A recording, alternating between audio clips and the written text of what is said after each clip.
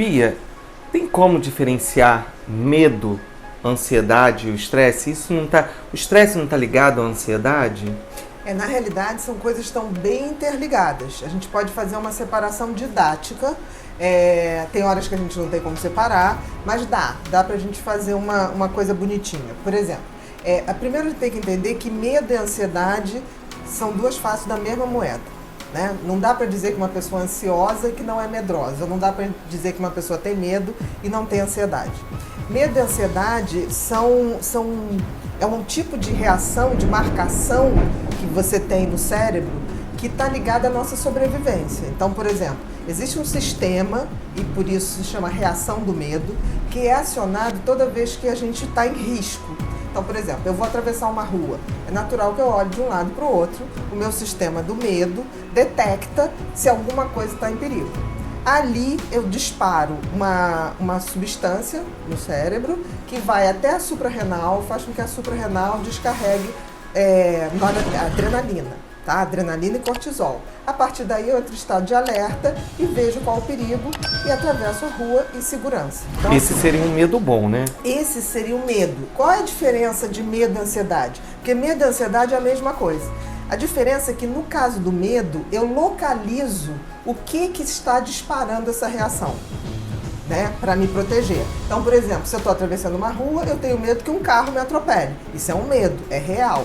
No caso, por exemplo, eu estou num banco, tem um assalto, eu tenho medo real de que aquele assaltante possa me ferir ou ferir as pessoas em volta. Então, eu falo em medo.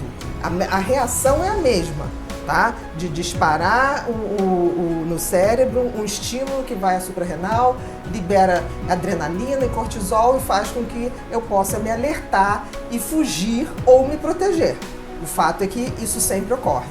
A diferença é que no caso da ansiedade, esse medo é subjetivo, não é uma coisa objetiva. Por exemplo, você tem medo de um chefe. Você trabalha com uma pessoa que você acha que ele não vai com a sua cara, ou que pede coisas demais, ou é uma pessoa muito destemperada. Então você tem um receio em relação a ele. Só que se você pensar bem, qual a probabilidade desse chefe te matar, botar em risco a sua vida? Quase nenhuma. Então, na realidade, a ansiedade é quando o medo não é concreto de risco de vida, quando é um medo subjetivo.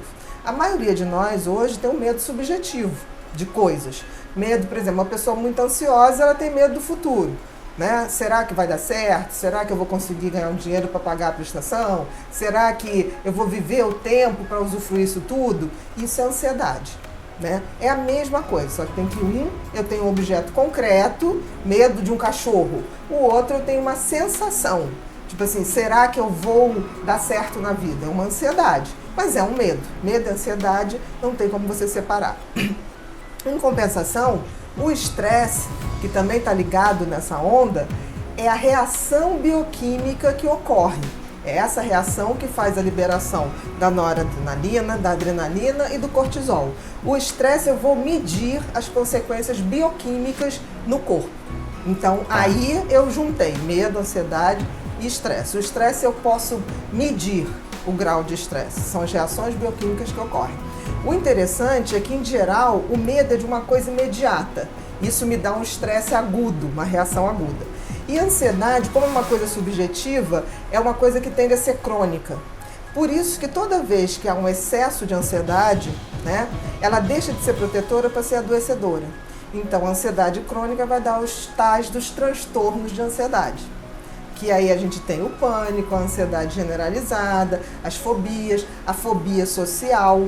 Né? A fobia social é uma coisa tão interessante, que é um medo específico, um medo enorme e exagerado de falar em público, né? De se expor em público. A fobia social é tão grande que, você tem uma ideia, um estudo na Inglaterra comprovou que o medo do inglês é maior de falar em público do que de morrer. O medo que o inglês tem em falar em público é uma coisa de 40%, de morte é 19%, se for botar na escala.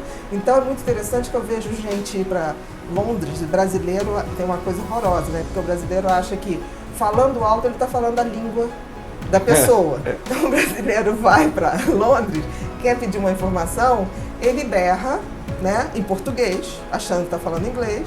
E além de berrar, ele toca as pessoas, que é uma coisa muito esquisita. Isso é um hábito nosso, de extremo desrespeito lá fora. Então, o inglês, geralmente, ele foge de brasileiro. Aí o brasileiro chega aqui, acha o pessoal muito mal educado. Não é, ele é fóbico.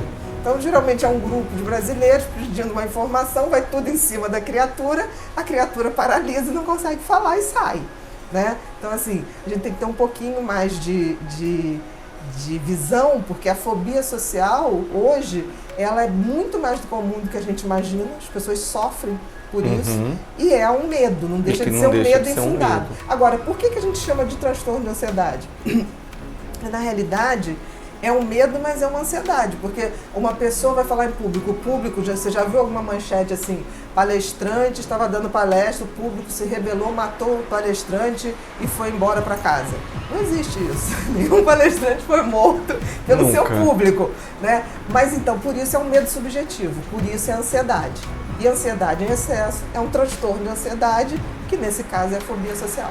Existem algumas literaturas que falam sobre como a gente pode lidar com medo, com ansiedade, com estresse, né? E que eu costumo dizer sempre no consultório em 4 pilares, né? O primeiro pilar para lidar melhor com isso, alimentação de qualidade, não é a quantidade, exercício físico, terapia, né? E meditação ou relaxamento como um todo. Existe alguma outra dica que você poderia deixar assim, para como a gente lida com isso? Porque o medo é uma coisa real, a gente vai ter sempre. Mas como a gente pode lidar com isso no dia a dia? Eu acho assim que isso que você falou dos 4 é fundamental, tá? Mas eu acho que mais fundamental é a gente